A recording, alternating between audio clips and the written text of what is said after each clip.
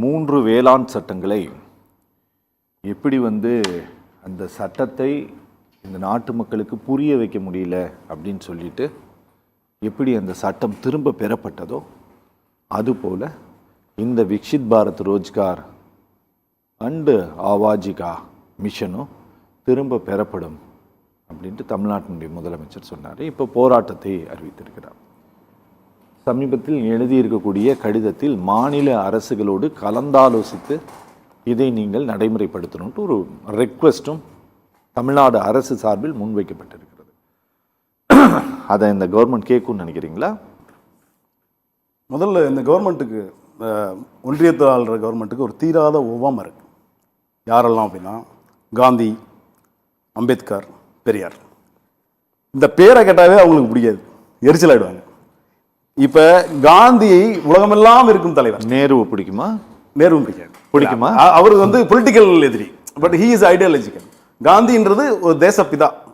அவர் ஒரு ideological hero, இந்தியாவோட ஒரு ஐடியாலஜிக்கல் ஹீரோ. அவர் உலகம் முழுக்க 200 தேசங்களுக்கு மேலே சிலை இருக்கிற ஒரு மகான்.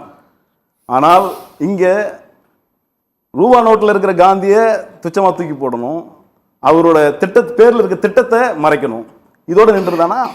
பாண்டிச்சேரியில் பாரதியார் கிராம பேங்க்னு ஒன்று இருக்குது, அதுக்கு பேர் மாற்றியாச்சு. எதற்கு இப்படி தேடி தேடி வன்மம்? இப்போ ஒரு காந்தி என்ன சொன்னார்?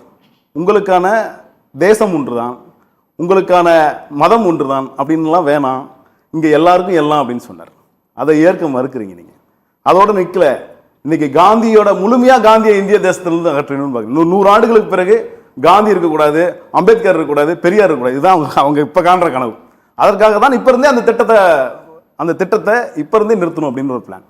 இப்போ நீங்கள் 60 விழுக்காடு கொடுக்குறீங்க, நாங்கள் 40 விழுக்காடு கொடுக்குறோம். நாங்கள் 40 விழுக்காடு கொடுக்குறோம்ல, அப்புறம் மாநில அரசோட சுயாட்சிங்கிறது எங்கே இருக்குது? ஏன் எங்களை கலந்து ஆலோசிக்க மாட்டீங்க?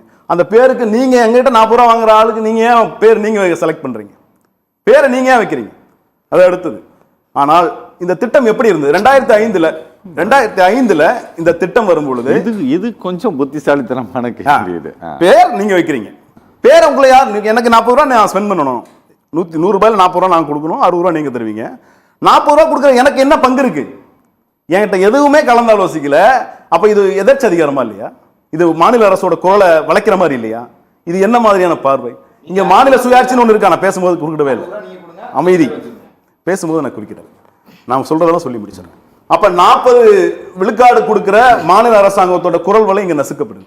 இந்த திட்டம் 2005 அமல்படுத்தப்படும் பொழுது, அதாவது தேசிய ப்ராவர்ட்டி லைன், அது என்ன சொன்னாங்க அப்படின்னா, இந்த திட்டம் ஒரு மிகப்பெரிய திட்டம். ஏன் அப்படின்னா, இந்த திட்டத்தால பல மைக்ரேட்டட் லேபர்ஸ், புலம்பெயர் தொழிலாளர்களோட எண்ணிக்கை குறையுது. ஓவரால் புலம்பெயர் தொழிலாளர்களோட எண்ணிக்கை குறையுது. எதனால அப்படின்னா, அந்த கிராமத்து சார்ந்த திட்டங்களை அவன் அங்கிருந்தே செய்ய போறான். குறைந்தபட்ச ஊதியம் அவனுக்கு உறுதி அந்த கிராமத்திலே செய்யப்படுது. குறைந்தபட்ச ஊதியம் அந்த கிராமத்திலே அவனுக்கு செய்யப்படுறதுனால அவன் தொழில் தேடி வேற எங்கேயும் போக வேண்டிய தேவை ஏற்படாம சுயமரியாதையோடையும் தன்னம்பிக்கையோடையும் தனது ஊர்லயே வாழ்றதுக்கான வழி அந்த திட்டத்தை கொடுத்துச்சு. சரி, இந்த திட்டம் உங்களுக்கு எந்த விதத்துல கண்ணை உறுத்துச்சுன்னு எங்களுக்கு தெரியல. இந்த திட்டத்தால நீங்க சொல்றீங்க அந்த திட்டத்துல பாக்கி உத்தரப்பிரதேசத்துக்கு கொடுக்க வேண்டிய தொகை, பாக்கி பணம் 5.6 கோடி தான். தமிழ்நாட்டுக்கு எவ்வளவு தெரியுமா? 3500 கோடி. 3500 கோடி ஃபண்ட் சொல்லி வரல. அதுக்கு கேட்கறது துப்பு இல்லை. அது கேட்டா நீங்க எல்லாத்தையும் உத்தரப்பிரதேசத்தோட கம்பேர் பண்ணுவீங்களா? உத்தரப்பிரதேசம் தான் கம்பேர் பண்ணுவீங்க. ஏன்னா உங்களுக்கான ஐடியல் பேஸ் அதான் நீங்க நினைக்கிறீங்க. உங்களுக்கான இடமா நீங்க உத்தரப்பிரதேசத்தை கட்டமைக்கிறீங்க. உத்தரப்பிரதேசத்துக்கு நீங்க கொடுக்க வேண்டிய நிலுவைத் தொகை 5 கோடி தான். தமிழ்நாட்டுக்கு கொடுக்க வேண்டிய தொகை 3200 கோடி. நீங்க திட்டத்தை மாத்தினா மட்டும் எப்படி இந்த தொகை கொடுத்துருவீங்க? எங்களுக்கு புரியல. இந்த திட்டத்துல ஊழல் இருக்குன்றீங்க. திட்டத்து பேரை மாத்தி 125 நாட்கள் மாத்தின பிறகு மட்டும் எப்படி இந்த திட்டத்துக்கான பணம் உங்களால தமிழ்நாட்டுக்கு கொடுக்க முடியும்? இப்பவே 3500 கோடி கடன் இருக்குன்றோம். நீங்க மாநில அரசோட குரல் வழியை நசுக்கிறீங்கன்னு சொல்றோம். இதெல்லாம் விட்டுட்டு நான் திட்டத்தோட பேரை மட்டும் மாத்திட்டேன். மாப்பிள்ள சீப்பை கொண்டு போய் ஒளிச்சு வச்சிட்ட பிறகு மாப்பிள்ள கல்யாணம் நின்றுன்னு சொல்லுவாங்கல்ல, அந்த கதை தான் இது. எப்படி இதற்கான பதில் இது இல்லையே? 3500 கோடி கொடுக்கல, கொடுன்னு சொன்னா அதுக்கான பதில் சொல்லுங்க. நாங்க திட்டத்துல ஊழல் இருக்கு, மாநில அரசு ஒழுங்கா செயல்படல, உள்ளூர்ல இந்த தேசத்தின் ஆன்மா கிராமத்துல இருக்குன்னார், பஞ்சாயத்து ராஜ்ல இருக்குன்னார் காந்தியடிகள். இந்த தேசத்தோட ஆன்மா கிராமத்திலையும் பஞ்சாயத்து ராஜ்லயும் இருக்குன்னார். நீங்க என்ன பண்றீங்க? அதை சாகடிச்சிட்டு இருக்கீங்க. அந்த ஃபண்டை கொடுக்கலன்னா 40 விழுக்காடு 60 விழுக்காடு போர்ஷன்ல மட்டும் அந்த திட்டம் ஒழுங்கா நடந்துரும்ன்றது என்ன மாதிரியான பார்வை? இப்ப பேரை மாத்துறீங்க, அவ்வளவுதானே. திட்டம் அதேதான். திட்டத்திற்கு எங்கேயோ உட்கார்ந்திருக்க ஒருத்தர் கிராமத்துக்கான தேவை எப்படி அவர் கண்டாராய்வார்? எங்கேயோ இருக்கிற ஒருத்தர் ஒன்றிய அரசு இந்த திட்டத்தை நடைமுறைப்படுத்தும் அப்படின்னா எங்கேயோ இருக்கிற ஒருத்தர் எப்படி இந்த திட்டத்தை கண்டாராய்வார்? என்ன தேவை இந்த கிராமத்திற்கு அப்படின்னு சொல்ல வேண்டியது யாருன்னா கிராமத்தில் இருக்கவங்க தானே. எங்கேயோ இருக்கிற ஒரு ஆள் எப்படி இந்த திட்டத்தோட பலன்களையும் குறைகளையும் சொல்ல முடியும்? சார் இங்க பாருங்க, 80 லட்சம் குடும்பங்களுக்கு, எத்தனை 80 கோடி குடும்பங்களுக்கு நாங்கள் இலவச உணவு கொடுக்கிறோம் அப்படின்ட்டு இந்த அரசாங்கம் கிளைம் பண்ணிக்குது. எப்போ? கோவிட் காலத்தில் இருந்து பிறகு இன்றைய தேதி வரை அதை எக்ஸ்டெண்ட் பண்ணியிருக்கிறாங்க. கேபினெட் ஒப்புதலோடு இந்த 5 கிலோ அரிசி கொடுக்குறீங்களா, 5 கிலோ அரிசியை இலவசமாக இவர்கள் கொடுத்து கொண்டு இருக்கிறாங்க. கூடுதலாக இந்த சத்து குறைபாடாக இருக்குதுன்னு சொல்லிட்டு என்ன பண்ணாங்க, ஒரு 6 மாதத்துக்கு முன்னால் ஒரு 2 புதிய வகை அரிசிகளை விவசாய அமைச்சகம் அறிமுகப்படுத்தியது. மரபணு மாற்றப்பட்ட கிடையாது, மரபணு திருத்தப்பட்ட அரிசி அப்படின்ட்டு ஒரு 2 அரிசியை அறிமுகப்படுத்தினாங்க. கூடுதலாக செறிவூட்டப்பட்ட அரிசி அப்படின்ட்டு அதை ஒன்று கொண்டு வந்தாங்க. சரியா? இதையெல்லாம் இவங்க கொண்டு வரது எதுக்குன்னா, இந்த நாடு நல்லா இருக்கணும், ஜனங்க நல்லா இருக்கணும், ஹெல்த்தியாக இருக்கணும் அப்படின்ட்டு தான். கரெக்டாக சார் நான் சொல்கிறது? இப்போது இவர்கள் இந்த சட்ட திருத்தத்தின் மூலமாக நாங்கள் இவ்வளவெல்லாம் செஞ்சிட்ருக்கிறோன்ட்டு இவங்க தான் சொல்கிறாங்க. இந்த 80 கோடி பேர் பஞ்சத்துலேயும் 80 கோடி பேர் பஞ்சத்துலேயும் பட்டினிலையும் இருக்கிறான்ட்டு நான் சொல்ல, கவர்மெண்ட் தான் சொல்லுது. அத்தனை பேரும் நோயாளியாக இருக்கிறான், பலவீனமாக இருக்கிறான், ரத்த சோகையில் இருக்கிறான்ட்டு நான் சொல்ல, அரசாங்கம் தான் சொல்லுது.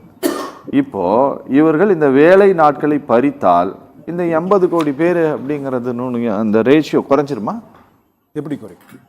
வேலை நாட்கள் இப்போ இவங்க திட்டம் என்னன்னா, நாங்கள் வேலை நாட்களை அதிகரிக்கிறோம். நான் ஏதோ புரியுற மாதிரி கேட்டனா இல்லை உங்களை கன்ஃபியூஸ் பண்ணி விட்டேனா? 80 கோடி பேர் ஏழைகள்னு சொல்லுது சார் கவர்மெண்ட்டு. அவனுக்கு சோறு திங்க முடியாத அளவிற்கு, அரிசி வாங்க முடியாத அளவிற்கு வறியவனாக இருக்கிறான்ட்டு இந்த அரசாங்கம் தான் சொல்லுது.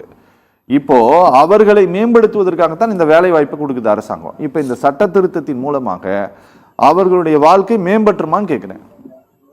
இந்த சட்ட திருத்தம் மூலியமா அந்த அவர்களோட வாழ்க்கை மேம்படுமா அப்படின்னு நீங்க ஒரு கேள்வி கேட்குறீங்க. இந்த சட்ட திருத்தம் மக்களுக்கு போய் சென்றடையுமா அப்படின்றதே ஒரு கேள்வி.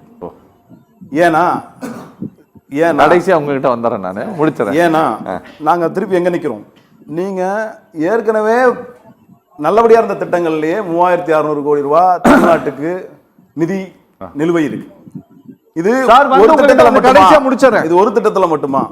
மாநில அரசாங்கம் எந்தெந்த கட்சியிலலாம் மாநில கட்சி ஆட்சியில் இருக்கோ, எந்தெந்த மாநிலத்திலாம் அந்த மாநிலங்களுக்கெல்லாம் தொடர்ச்சியான இடையூறு. அதுல நிதி இவங்க எடுத்துருக்க ஒரு பெரிய வெப்பன். எது எடுத்தாலும் நிதி கட் பண்ணிடும். நிதி கட் பண்ணா அவர்களுக்கான செயல்பாடுகள் குறையும் அப்படின்ற ஒரு மமதை. இந்த மமதியின் அடிப்படையில் தான் இந்த திட்டத்துக்கு 40 விழுக்காடு ஸ்டேட் கவர்மெண்ட் போகும். இப்போ நீங்க 40 விழுக்காடு ஸ்டேட் கவர்மெண்ட்டுக்கு கொடுக்கறது பிரச்சனை இல்லை.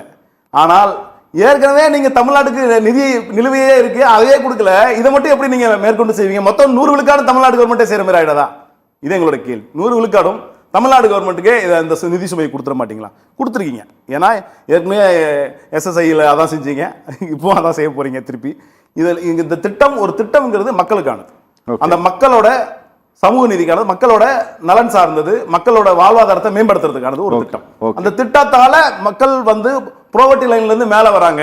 நீங்க சொன்ன மாதிரி 86 கோடி மக்கள் உணவு இல்லாமல் அல்லது சரிவீத உணவு இல்லாமல் அவங்க எல்லாம் ரொம்ப வீக்கா இருக்காங்க அப்படின்ற ஒரு இண்டெக்ஸ் கொடுக்கும் பொழுது அவர்களோட வாழ்வாதாரத்துக்கு மேம்படுத்துறதுக்கு திட்டங்கள் விட்டுட்டு அரசியல் சார்ந்த ஒரு திட்டங்களை முன்னெடுத்து எல்லாத்துலயும் அரசியலை புகுத்தி இவர்களோட இந்துத்துவ கொள்கை மட்டும்தான் பிரதானமா இருக்கணும், அது மட்டும்தான் இந்தியா முழுக்க பேசப்படணும்ன்ற ஒரே ஒரு பிம்பத்தை, ஒற்றை பிம்பத்தை மட்டுமே வச்சுக்கிட்டு ஒரு ஆட்சியை செஞ்சிட முடியும், ஒரு கொள்கையை நிலைநிறுத்த முடியும் அப்படின்னு இந்த அரசாங்கம் செயல்பட்டு இருக்கு.